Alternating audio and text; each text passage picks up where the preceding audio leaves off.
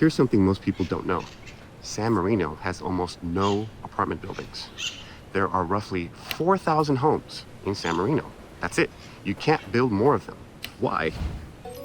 Have you ever noticed something strange about San Marino? Not the beautiful homes, not the schools, not even the price tags, the feeling. Drive here from almost any neighboring city, Alhambra, Pasadena, San Gabriel, and within about 30 seconds, something changes. The traffic slows, the streets feel calmer. Even the silence sounds different. So the question is, why? An even better question, how has San Marino managed to stay this way while so much of Southern California has changed? I think the answer comes down to one word: stewardship. Not just ownership, stewardship. The idea that every generation takes responsibility for a place and tries to leave it a little better than how it found it. San Marino is one of the quietest places in LA County, and in real estate, quiet can be expensive. Not flashy, not loud, not trying to impress you, just calm. And that calm is a big part of what people are paying for here. My in-laws have lived here for many years, so this isn't a place I only know from market reports. I spent a lot of time here, many Thanksgivings, many family gatherings, and I remember the first time I drove through one of these streets, and I thought, this doesn't feel like LA County, not empty, calm.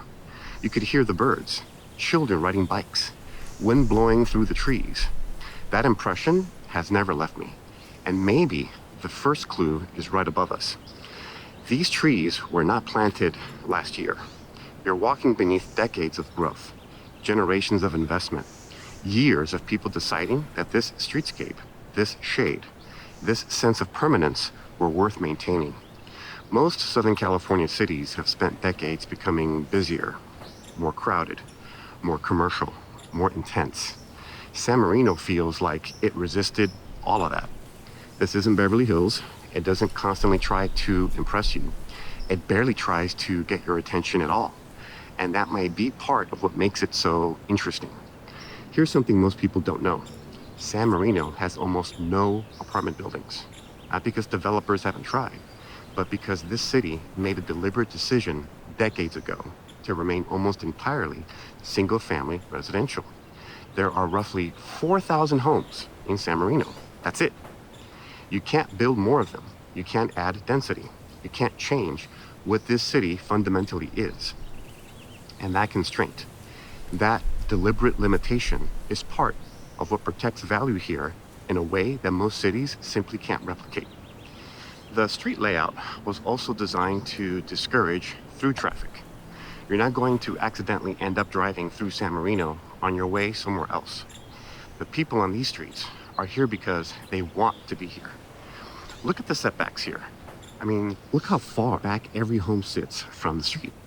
In most of Los Angeles, land is too valuable to leave that much space between a house and the curb. Here, that distance is protected. And that breathing room is part of what gives the city its feeling of openness. San Marino has something that's becoming increasingly rare in Southern California: consistency. You don't turn a corner here and suddenly feel like you've entered a completely different city. The homes are well maintained, the setbacks are generous, the streets feel cared for, and the care is visible. Notice the front yards, the hedges, the tree canopy, the way homes relate to the street. The fact that so many properties appear maintained, not just for the owner's enjoyment, but out of respect for the neighborhood around them. Over time, all these small signals add up to something bigger. They help protect value, because buyers aren't just buying square footage here, they're buying stewardship. They're buying the confidence that generations of residents, neighbors, and city leaders have consistently cared for this place, protecting not only their individual properties, but the character of the community itself. That distinction matters. Ownership asks, what belongs to me? Stewardship asks, what am I responsible for preserving? San Marino is filled with small examples of that idea. Even the trash collection is different here. In most cities, You roll your bins to the curb. In San Marino, sanitation workers retrieve the containers from the property and return them afterward. I thought my wife was joking when she told me this. She wasn't. That may sound like a small thing, but it isn't really about sanitation.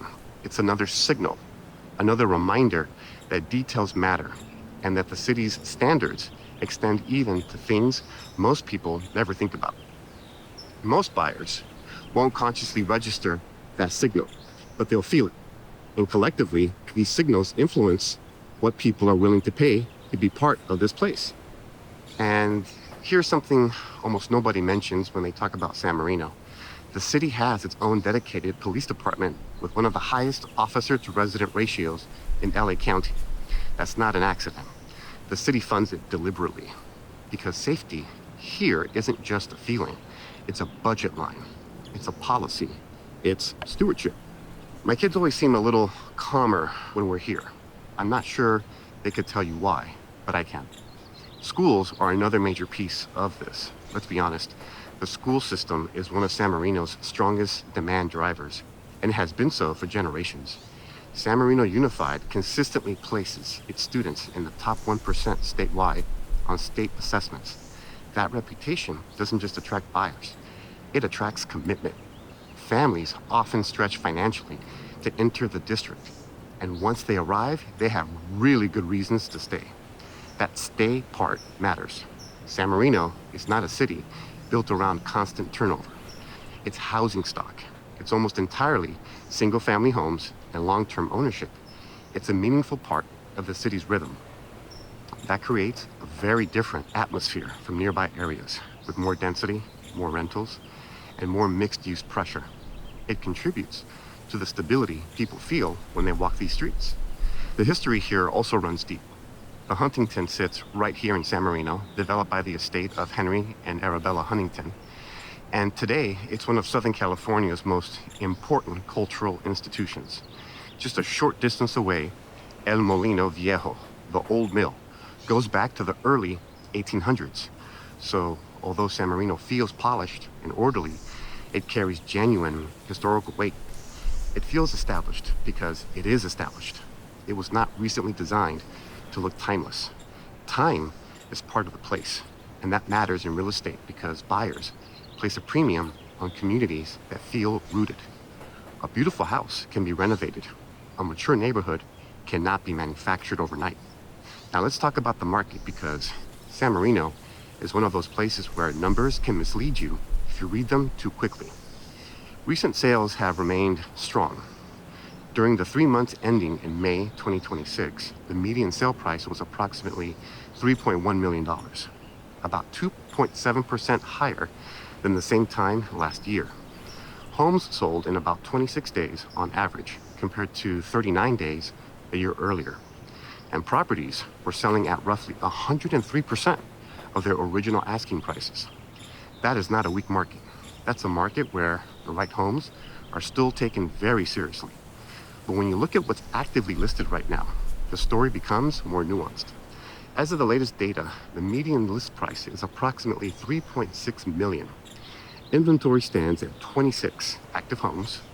Median market time is around 42 days, while average market time is closer to 58.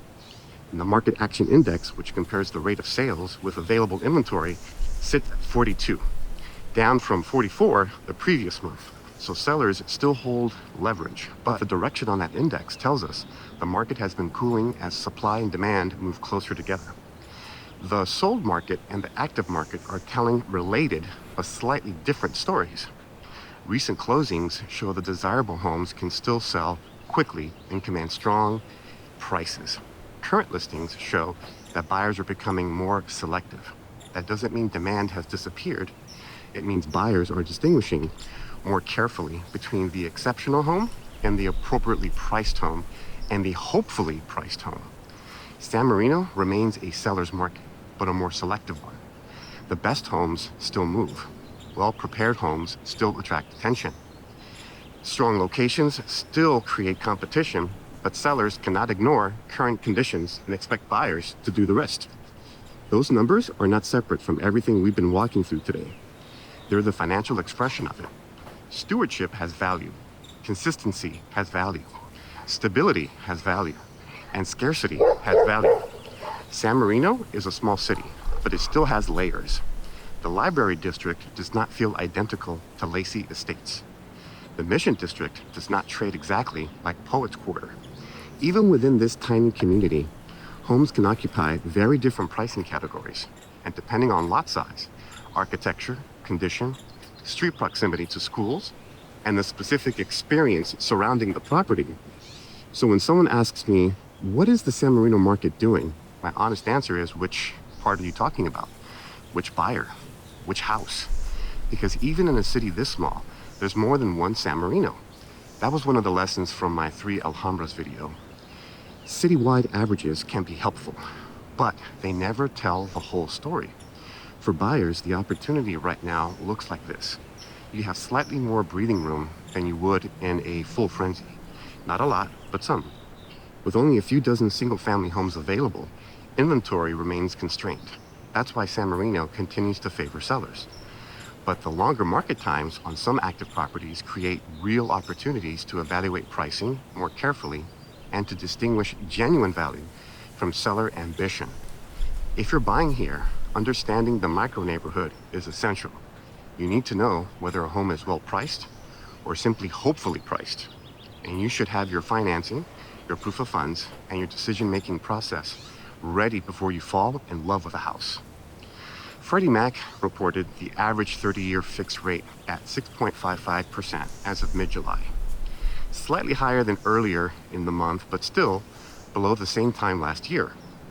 At San Marino prices, many buyers have substantial cash or more complex financing arrangements, but borrowing costs still matter. They influence purchasing power. They affect investment decisions, and they make buyers more attentive to whether a property truly justifies its price. For sellers, the message is a little different. San Marino offers advantages most markets would love to have. Prestige, high regarded schools, limited inventory, strong architectural character, large lots, beautiful streets, a lifestyle that's difficult to replicate anywhere else. But buyers at this price point are sophisticated.